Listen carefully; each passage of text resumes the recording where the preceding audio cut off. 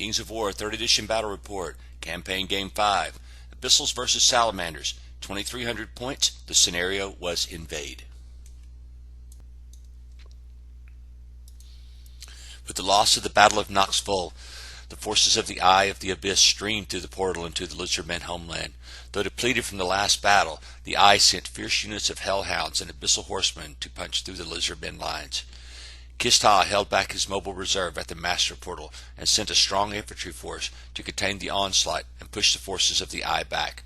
It was the most important decision Kistha had ever made. Sean Dietrich, historian. Because of my stupidity in the last campaign game, the Eye of the Abyss has decreed that I can only have one horde of Molochs this turn because I lost my other horde of Molochs really stupidly in the other game. So this is what I use. 2 regiments of Upper Abyssals, both with Imps, 1 with Hans, 1 horde of Abyssal Ghouls, 1 regiment of Abyssal Ghouls, a Gargoyle troop with a Staying Stone, 1 horde of Molochs with Imps, Caterpillar, and a Champion upgrade, 1 regiment of Tortured Souls with the Aegis of the Elohi, 1 regiment of Abyssal Horsemen with Striding, 1 regiment of Hellhounds with the Brew of Sharpness, an Abyssal Fiend, 3 Abyssal Warlocks, 1 has Banechant, and lastly Bale.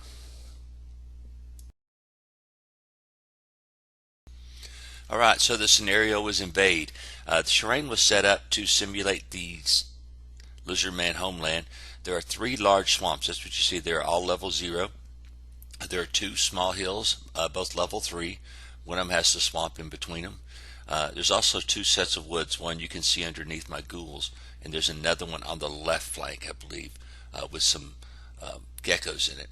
So Craig decided to punch the middle pretty hard, and so he powered up with 2 hordes of salamanders, one right behind each other, salamander primes, I'm sorry, and then he had his new phoenix there, an ASB in between them, and then another horde of salamander primes on the side. I think that his goal was to delay me on the right and then punch through with all that unit strength he has on the left.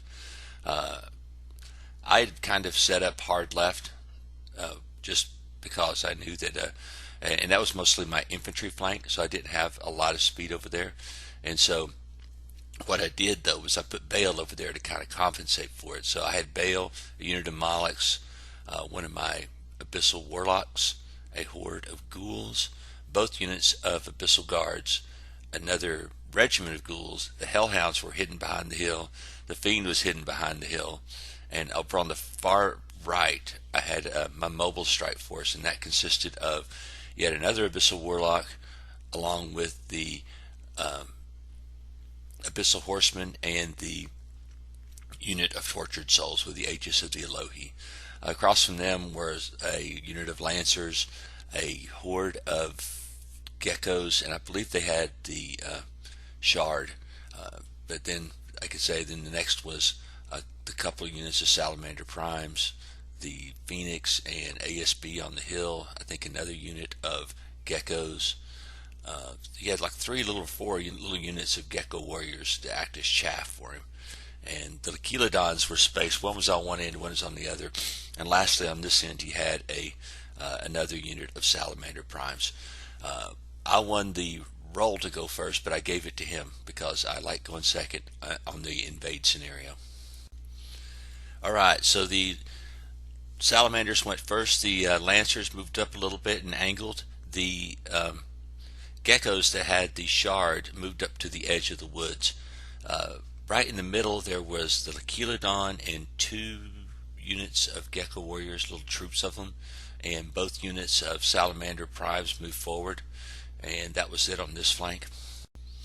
On this flank he was kind of fighting a delaying action, so he sent both units of Warriors forward, Gecko Warriors forward, and the Lacheladon to shoot. The Salamander Primes just kind of moved forward and angled because they saw Bale sitting over there, and he's their arch enemy, it seems like. Up on the hill he had another unit of Lancers, and you can see them, they're red, they're right next to the Phoenix, and they were angling to try to do something to blunt my attack over there, but I mean I was really strong on that side of the table. So my strategy this game was actually to hold right here in this side and just move, with my mobile, I'd go punch hard with the Molochs and the manifestation of Bale. And try to slow him down on this side and just push forward and maybe just crash along to the middle of the table on the last turn to gain the scenario objective. Over on the right hand side, the Abyssal Horsemen weren't one bit scared of those Lancers and moved into the swamp. They had the boots of striding so that when it was time for them to charge, they would be just fine. The Warlock moved up to support them and shot some wounds at one of the little gecko units. The Tortured Souls flew straight forward. Now, they're not nimble anymore, so when you fly straight forward, it means straightforward. So that just moved up, but I was out of the charge arc of the Lancers, so I was good to go there. On this side, Bale just moved up to angle to kind of slow down the advance there. The Molochs did the same thing. The Ghouls moved to the front of the woods. I just kept everything else online. He had one of those units of brutes that just terrify me with the amount of high strength swings they make. The Hellhounds moved up just to the edge of the hill. There was no reason to stick them over the top of the hill. I mean, they are a glass hammer the way I have them set up. The Abyssal Fiend had it was so tall he couldn't hide behind the hill, so he had some cover from shooting, and only took a couple of wounds from the Lachilodon.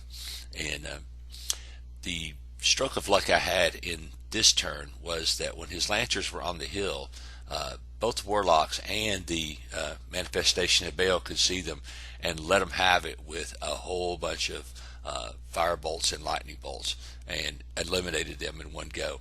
And I have to admit, it was a little lucky because I think I rolled like a 10 and a 10 for the morale test. So there was one unit down that I didn't have to deal with, and of course it was a fast one, and so that was fortunate for me. So you can see this is the other end of the table.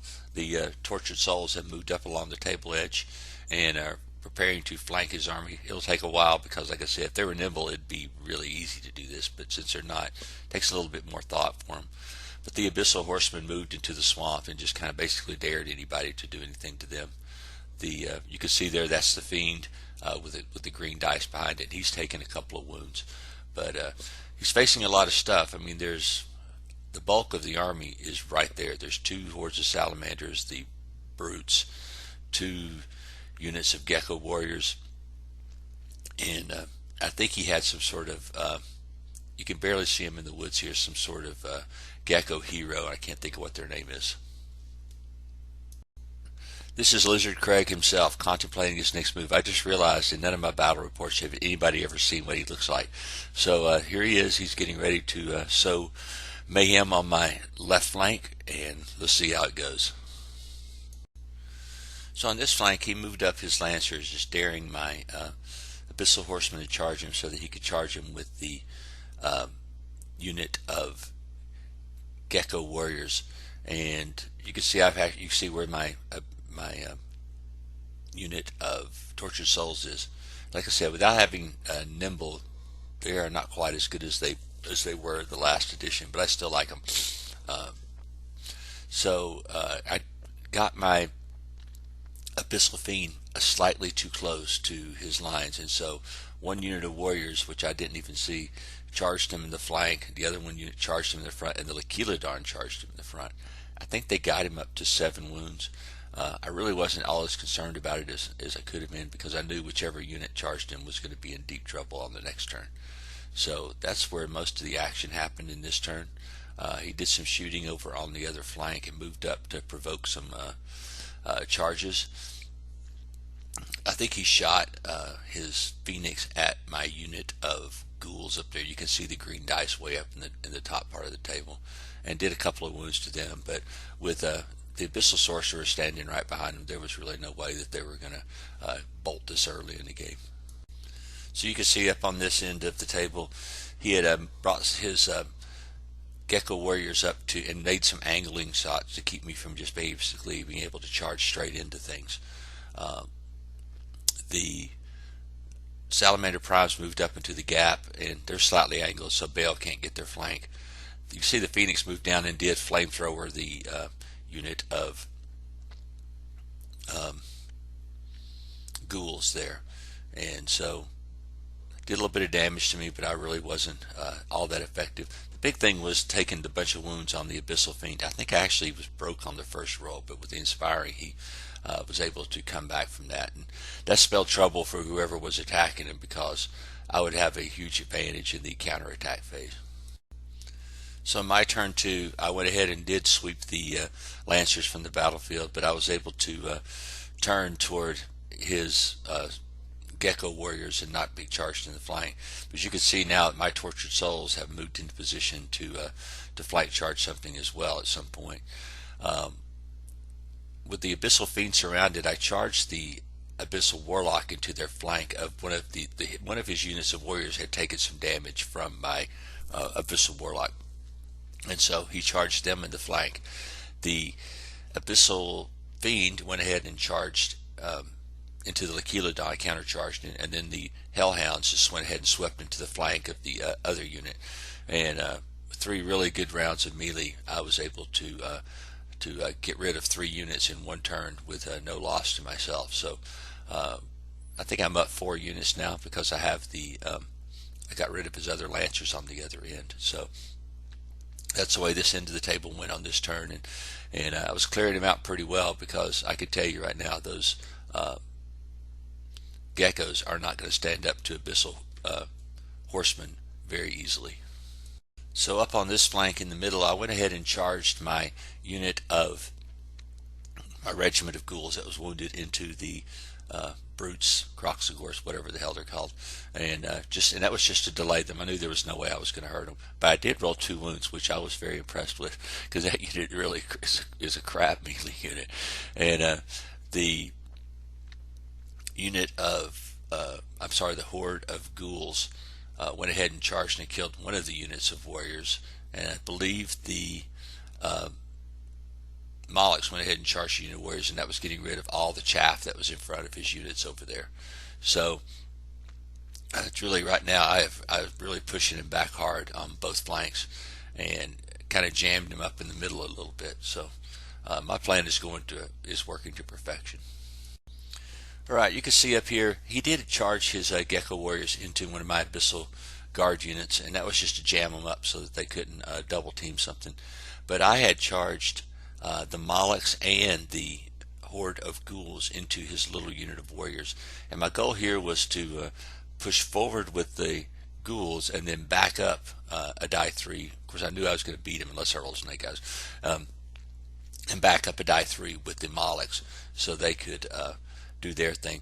The gargoyles made a rare appearance. I came around the woods, and usually I never do this, but every time I ever bring them out, they die or they get wavered or something. So anyway, they did make an appearance over here, and Bale I think he just lightning bolted something, maybe the Lakelodon or something like that. So we'll have to see what I did with him. Alright, now you can see what I did with Bale. He moved up and just turned toward the flank of his army, and he's such a threat just because of, even if he doesn't attack somebody, he changes the way they move. And then the lightning bolt, obviously. Well, the ghouls went ahead and overran a die 6 inches, so they were right up into the face of the Phoenix, and the Molochs rolled a die 3 back, so they were, they got away from those Salamander primes. And you could see the kind of scrum in the middle, because I knew I was doomed when those brutes were going to charge into my poor unit of ghouls. But they were ready to do their job, and I had 2 units of Abyssal Guard. And one thing about those guys is they have an ass load of swings, but on the other hand, they don't have a ton of armor, and so that gives you a pretty good opportunity to punch them in the face if you can get the charge in, and that's the key. And so part of my strategy was to get the charge in by throwing those ghouls in there, and the best he could do is to kill them and overrun a die 6 inches. So we'll just see how that plays out. So the Gecko horde did charge into the Abyssal Horseman. Did a couple of wounds, I think. His Gecko hero charged into my Abyssal Warlock and got him up to 4, which was unfortunate. One thing that I did not see was that his Phoenix, I don't know what I was thinking, but his Phoenix got a flank charge on my Hellhounds along with his ASB. and I guess just trying to slow them down so that that salamander horde could get in there and do wicked things to me. Of course, the geckos did bounce off the abyssal horsemen. I mean, they're just such tough guys. And then the Phoenix and the ASB only did 3 combined wounds, so I was in pretty good shape there. The brutes, Croxagores, went ahead and destroyed that unit of abyssal ghouls, but now they had to face the units of abyssal guard. His unit of salamanders on the far end, and I'll see if I have a picture of this, went ahead and charged my abyssal ghouls up there, and I think that just the Lakelodon just moved forward and wavered the unit of gargoyles. So that's what happened there this turn. I'll see if I have a better picture of that side. Alright, so you see up here, this is where Salamander Primes charged into my abyssal ghouls. And yes, the Lakelodon did move forward and waver the gargoyles there. Looks pretty menacing up here with the Molochs and Baal looking sternly across the table at the side of the Salamander army. So we'll have to see how the next turn goes, or my turn goes. But right now I'm holding them up pretty well and attacking hard on this flank. Alright, for the Abyssal Turn 3, on the very far end down there, the Abyssal Horsemen charged the Geckos warriors in the front, and the Tortured Souls went ahead and charged them in the flank. I don't know, 20-something wounds. It was ridiculous. Over on the middle, the Hellhounds countercharged into the Phoenix and easily destroyed it with so many attacks. I mean, they're absurd with the number of attacks that Hellhounds have, especially with the Brew of Sharpness. In the very middle, one of my units of Abyssal Guard charged the Brutes in the front, and I had thrown Banechan on them because I wanted to be able to wound them very efficiently, because I was going to be down 1 for charging hindered, and I really punched him in the nose. I think I got him up to 7 wounds total, because I had a couple of wounds, I think, from shooting. And that, like I said, I punched him in the nose. I did not kill them, obviously, but it was a good hit.